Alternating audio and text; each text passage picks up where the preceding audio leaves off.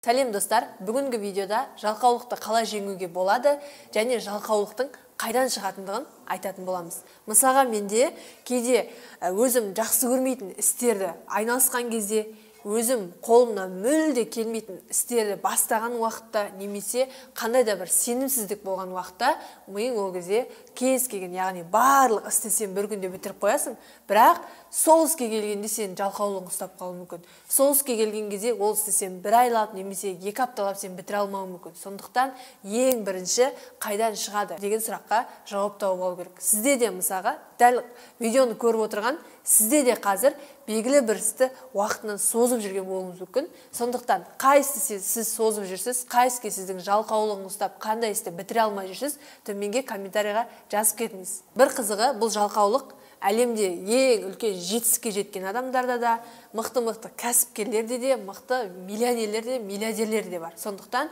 сіз өзіңізді мен жалқаумын, немесе қолымнан еш нәрсе келмейді деп өзіңіздің ешқашан самооценкаңызды түсірмеңіз. Және мен сізге қазір осы әдістен, осы жалқаулықтан, осы жақсы көрмейтін істен құтылуға болатын 7 түрлі әдісті айтатын боламын. Бірінші, қайталап айтам, сіз қандай істе жалқаулығыңыз ұстап тұр, соны бірінші анықтап алыңыз. Яғни мен осы істі жақсы көрем ба, осы іс менің қолымнан келе ма, немесе мен қандай қорқынышым бар. Осы 3 сұраққа жауап беріңіз. Бірінші әдіс осы. Екінші, яғни проблемасын анықтап алу. Екінші, арман мақсатыңызды жазу. Әрине, бұл жерде көп кейбір кісілер өзінің мысалдарында келтіреді, кейбір кісілер келтірмейді, бірақ менің тәжірибемде осы көмектеседі. Мен қай уақытта белгілі бір іске жанып, яғни мен жылға мақсат қоям, айға мақсат қоям, апта мақсат қоям. Егер соған жанып, жан тәнімен берілетін болсаң, арман мақсатын жандырып тұратын болса, онда сенде ешқашан жалқаулық болмайды. Тіпті кейде 11-де жату керек болса, мен кейде 3-те жатып, 5-те тұратын, кейде 2-де жатып, 5-те тұратын уақыттарым болады. Яғни сізге өзіңізді жандыратын жақын уақытта және алыс ұзақ уақытқа белгілі бір мақсаттарыңыз болу керек. Үшінші әдіс, ешқашан өзіңе ұрыспау. Яғни сіз таңертең ұйықтап қалдыңыз делік, немесе бір жұмысты бітіре алмай қалдыңыз делік, біз өзімізге сөгіп, сен мынаусың, сен дұрыс деген жоқсың, анау былай жасап жатыр деген сияқты осындай банальны нашар эмоцияларды өзімізге кіргізіп аламыз. Сондықтан ешқашанда өзіңізді біреумен салыстырып, өзім мына жұмысты бітірмедім деп өзіңізге ешқашан ұрыспаңыз. Бұл жалқаулықты жеңудің ең мықты фишкаларының бірі. Төртінші әдіс, организмге восстановление, яғни сіз дұрыс уақытта жатып, дұрыс уақытта тұру керек. Кешкі сағат 11-де максимум жаттыңыз, адамның бойында мелатонин деген гормон болады. Егер мелатонин гормоны дұрыс бөлінетін болса, таңертең ұйқыңыз дұрыс қанатын болса, ең қиын жұмыстарды да, бір сөзін айтқанда, күндік жоспарға қойған, айлық жоспарға қойған жұмыстарыңыздың барлығын жалқауланбай бітіруге болады. Бесінші әдіс, миды алдау.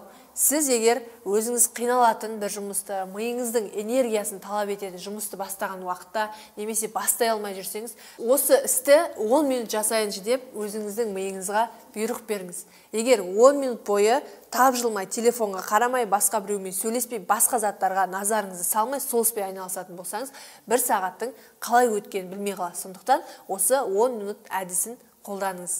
6-шы әдіс бізде үлкен істерді бөліп жасау.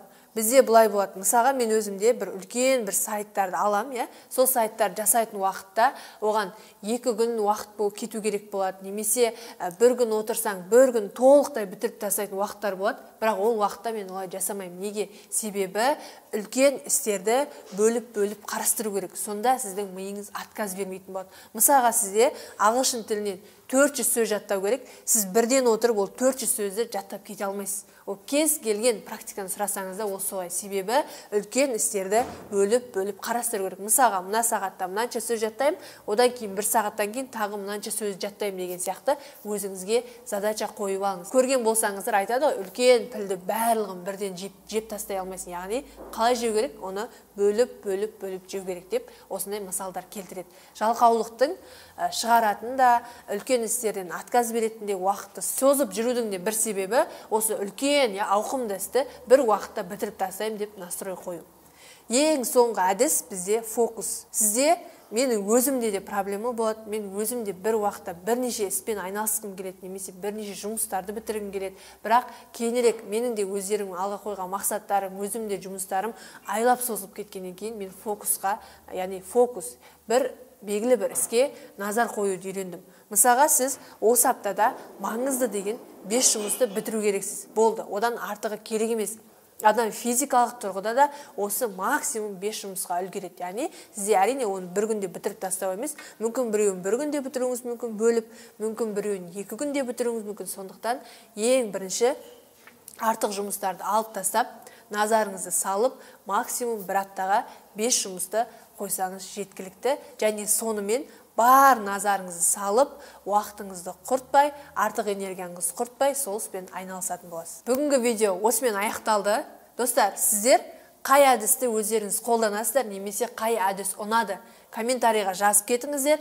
Басқа оқып отырған адамдарға да сіздің көмегіңіз тиюі мүмкін. Бүгінгі видео ұнаса, лайк басыңыз, комментарий жазыңыз, каналға тіркеліп алыңыз, және осы видео пайдалы болады ау деген өзіңіздің таныстарыңызға, достарыңызға жіберуді ұмытпаңыз.